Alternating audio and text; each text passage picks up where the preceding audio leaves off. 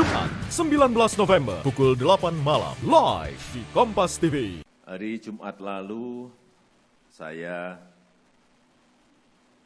baru saja tiba dari perjalanan selama seminggu, yaitu di Roma untuk menghadiri KTT G20, kemudian diteruskan dengan KTT perubahan iklim COP26 di Glasgow, dan yang terakhir kemudian kita mampir di Uni Emirat Arab untuk memperkuat hubungan kita dengan negara-negara sahabat. Ada yang saya rasakan yang berbeda kalau dibandingkan dengan summit, dengan KTT sebelumnya di pertemuan itu. Banyak sekali permintaan bilateral, banyak sekali permintaan pertemuan bilateral dari negara-negara lain, negara-negara yang hadir saat itu. Kemudian yang kedua, banyak sekali yang secara mendadak, baik waktu saya berdiri maupun saya duduk, datang kepada saya. Dan itu adalah negara-negara gede, negara-negara besar. Kepala negara yang datang. Ini ada apa? Perbedaan itu yang saya rasakan. Tetapi yang menurut saya lebih penting adalah sebuah kehormatan Indonesia untuk menjadi presidensi, menjadi keketuaan G20, dan nanti kita akan menyelenggarakan KTT-nya di Indonesia, di Pulau Bali, dan juga di kota-kota lain selain Bali. Karena selama 1 tahun, sejak 1 Desember nanti sampai pada awal November 2022, kita akan menyelenggarakan kurang lebih 150-an pertemuan, baik urusan keuangan, urusan iklim, urusan digital ekonomi, yang semuanya diselenggarakan di Indonesia.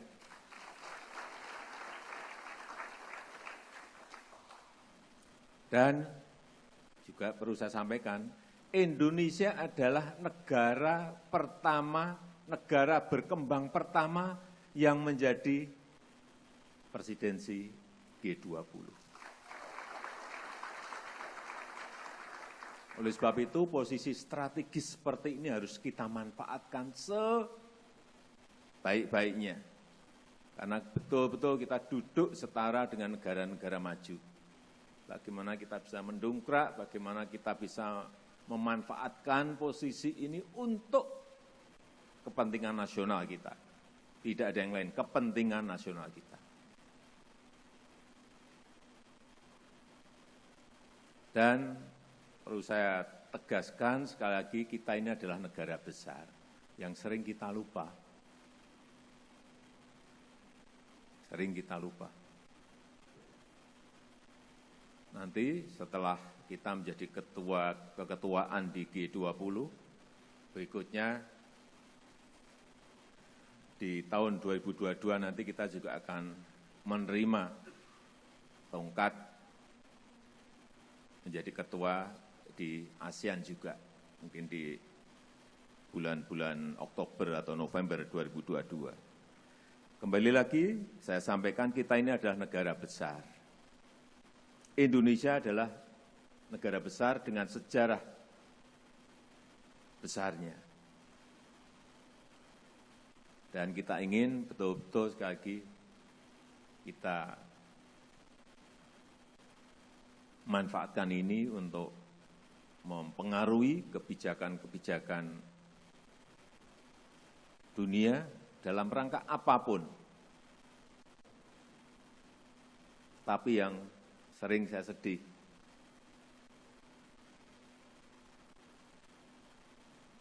posisi kita semakin dihargai, posisi kita semakin dihormati, posisi kita semakin dipandang oleh negara lain,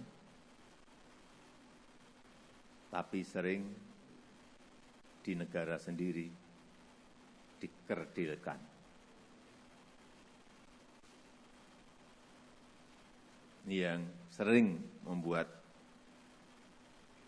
saya sedih. Pada posisi itu sebetulnya, baik pada keketuaan presidensi G20, ataupun nantinya setelah ini menjadi ketua ASEAN,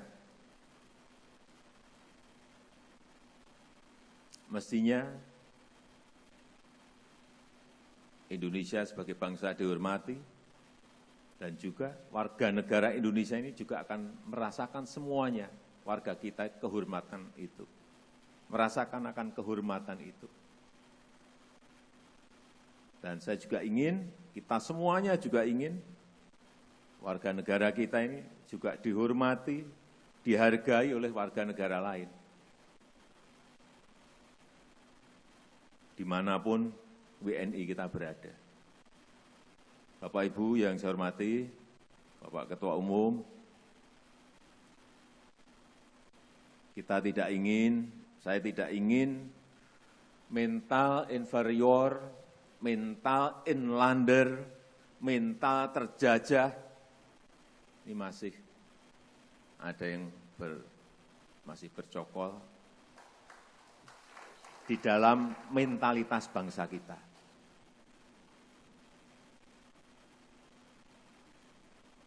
Ketemu bule saja kayak ketemu siapa gitu. Sedih kita. Kita kadang-kadang terlalu mendongak kayak gini. Wong sama-sama makan nasi juga.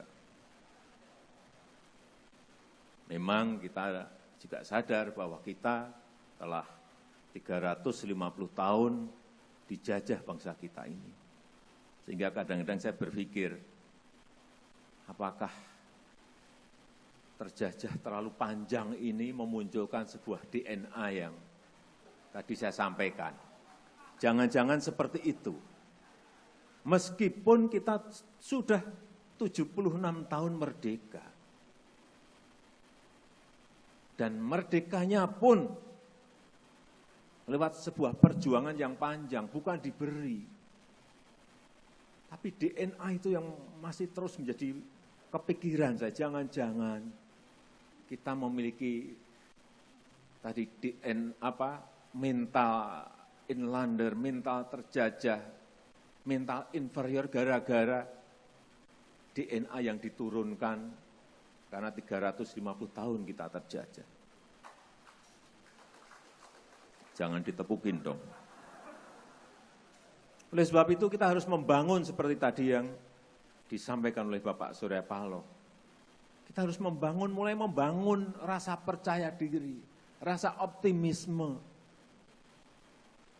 Sebagai bangsa pemimpin, jangan sampai kita kehilangan orientasi itu. Dan itulah yang dinamakan gerakan perubahan, gerakan restorasi, ya di situ.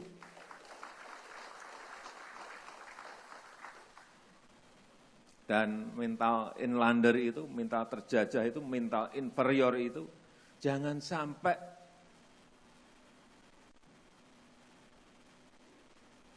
ya hilang-hilang sampai sekarang. Jangan juga ada yang memelihara gitu.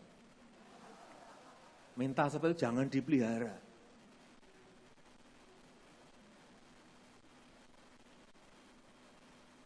Karena sekali lagi kita harus ingat, kita memiliki banyak penggalan sejarah kejayaan dari pendahulu-pendahulu kita. Dan sekali lagi, kemerdekaan Republik Indonesia ini bukan hasil dari pemberian, tetapi hasil dari sebuah perjuangan panjang. Sebab itu sering saya sampaikan bahwa kita ini kaya dengan warisan peradaban.